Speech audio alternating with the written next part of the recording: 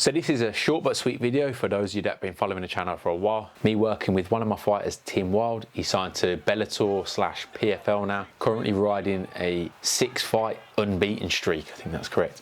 Yeah, he's doing really well at the minute. So me and Tim have been working together for about 2 years. So this is a round of us doing freestyle pads in the gym I work at, which is located in Tamworth, the UK, just outside of Birmingham. Tim is a karate-based fighter and he moves really well. His footwork is excellent. So the main thing I'm focusing on with his pad work, especially as the freestyle rounds where we're not working on any particular combination or particular drill, is his in and out footwork to get himself back to range. As he's a striker, he's not looking to stay around because that's where the threat of the takedown is going to be. And obviously with those little gloves, you don't want to be sticking around too long for an exchange. It's about moving and getting the hell out of there when you can.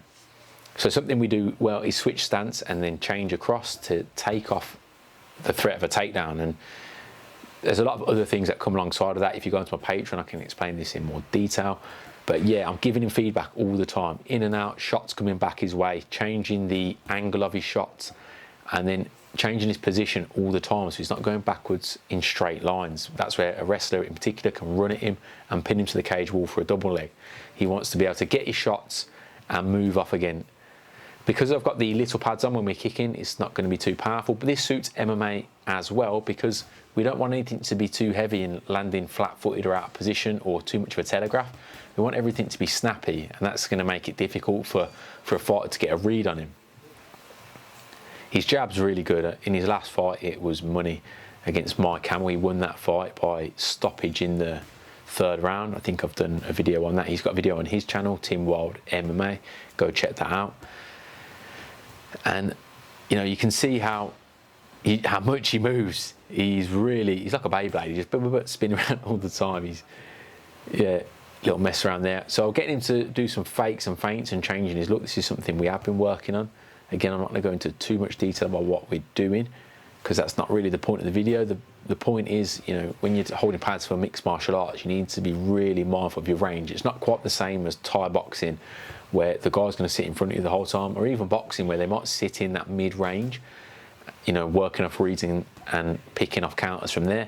MMA is so different. You've got to be in and out or getting all the way in. So Tim every now and again is shooting for that double leg. He's recognising that he's come to a position maybe off a slip or off a punch where he's naturally lowered his base. That's a perfect time to change your level into the entry. Or rather, if your level's already changed, you can shoot straight in from there. That's an opportunity. You've already done half the work by slipping the shot or jabbing to the body. You're down that height. You can enter in from there. And obviously, if you're not in a position to maybe get all the way out, or you've been doing that regularly to change it up, you're better off coming in. So that piece of footwork there was another thing we've been working on.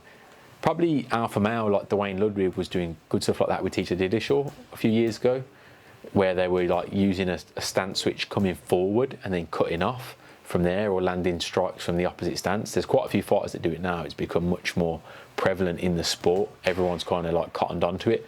But I remember TJ Didishaw being one of the first ones to do it when he fought Henan Brow, and how much like that kind of stance switching moving forward changed the game. Tim's really good at it.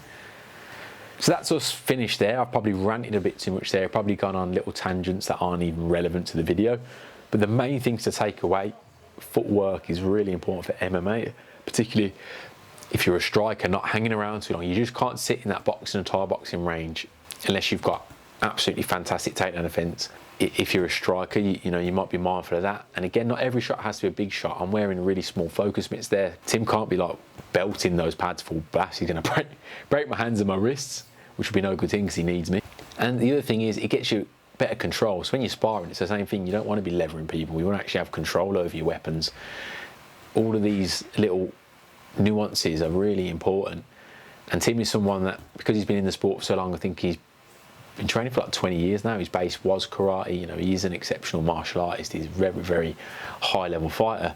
But there's lots of things that he's doing this session, and things that I'm doing, like call outs that I'm doing, like even just numbering your punches 1, 2, 3.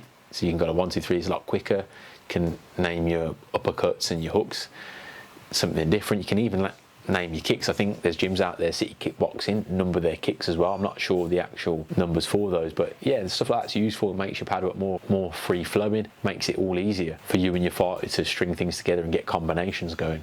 As always, thank you for watching the video. If you enjoyed it, give it a like and subscribe, or don't. Just don't worry about it, it's fine. Pro striking out, I'll catch you later.